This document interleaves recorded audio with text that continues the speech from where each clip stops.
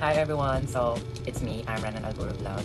And, ayun nga, it's been a while since nung nag-appear ako sa vlog or sa YouTube channel ng Juju Official. And, well, I'm back kasi sumali ako sa parol competition ng Juju Official. And, ito yung nagawa kong parol. Yan. So, ngayon, samahan niyo ako kung paano ko siya ginawa. So, actually, simple lang siya and limited lang kasi yung mga materials na ginamit ko. Yun lang yung available dito sa boarding house ko. Kasi, gusto ko yung parang yung gamit na and i-reuse na lang. So, ayan.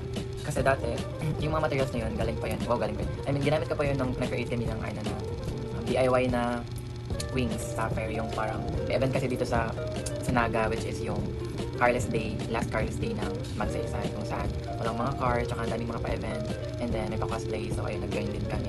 And, ayun, successful naman, nakakita naman kami ng wings. And ngayon, gagamitin natin yung mga tirang materials sa paggawa ng parol. And sana magustuhan niyo yung gawa namin parol, gawa kong parol, kahit simple lang, and limited lang yung kunti lang yung mga parang pa-decorate nila, gadget sa parol. So ayan, nga, mega love shoutout ko pala sa Jerry Official, sa kay Mama Jen, kay Tita Jo, and sa lahat ng mga sumusupport sa akin. And also sa mga vlogger, Bukana vloggers, mega love shoutout. Kaya pala naman ako sa YouTube kasi nag-focus talaga ako sa pag-aaral. Nasa-stress na ako. Third year na ako, guys. Third year na ako, kaya nasa-stress ako ngayon. Nasa third year talaga ang pinaka-busy na part. Kasi ang daming mga gagawin. Lagi na lang akong puyat. Sige, tutok sa laptop kasi more coding, more project design, front-end, back-end, lahat. Parang soon, sasabak ko sa full-stack developer, guys.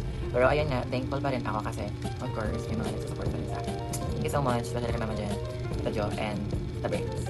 And also kay Juju Official. Ayun. Thank you so much, guys. Ayan, start na tayo. So ayun, nag-start na ako. So first, kung ginawa is nag-draw muna ako ng star and then mali-mali pa nga siya. Try and try hanggang sa ma-perfect. Pero hindi pa rin siya na-perfect kasi hindi perfect ang shape. Hindi marunong ako mag-draw ng shape kasi IT ako, guys. Joke lang. So ayan, yung mga ginamit namin ng mga parang, wire or alambre ba in Bisaya. Kasi, yan, ihuhulma natin siya sa ginawa natin or dino natin na star para, yun, magka-shape sila. And gumamit ako ng scotch tape dyan. Ayan, hindi pa siya nagdikit kasi expired data ang scotch tape. Hindi siya nagadikit. Para na siyang papers. Then gumawa ako ng double-sided tape. Double-sided yan siya.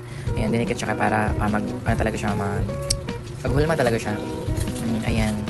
Nahirapan pa ako dyan kasi yung mga wires tira-tira sa mga yung wings ba. Tapos, ang tawag dito, hindi siya gaanong parang sa paggamit na siya, hindi na siya malambot. Tigas na siya. Ang dami ng mga tupi-tupi. Ayan. So, nahirapan talaga ako dyan, guys.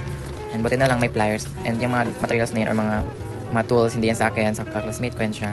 So, hiniram ko muna siya, guys. Since dito din naman kami nagawa and naiwan siya. Pero ibabalik ko man yan. So, ayan na nga. Basta tinatapos ko lang yung parang hulmahan ng stars.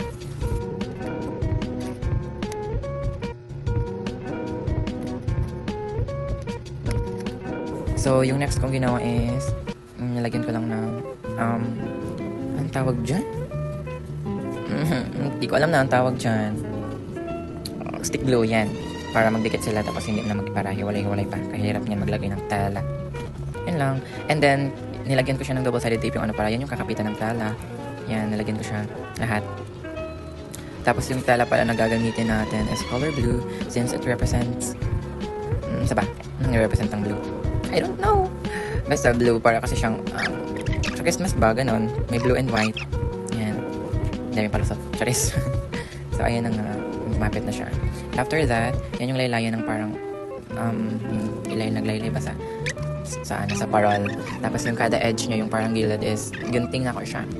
Ayan, kinat ko siya para makita yung parang star talaga siya. Parol. It's not parol, it's a star. Pwede siya isabit sa Christmas tree. So ayan guys, next is kinuha ko yung ginamit ko sa yun yung ang tawag dito? Laso-laso ba ng cake na binigay sa akin ng friend ko nung birthday ko December 5. Ayan, ginamit ko na siya since bagay naman siya, red and blue. Ayan. So malapit na tayong matapos. Ganun lang kasimple naman yung star ko. Hindi naman siya masyadong maganda. Pero for me, maganda na siya. May naisabit na ko dito sa aking bintana. So ayun na, ang output, charis, yun yung result. Thank you for watching.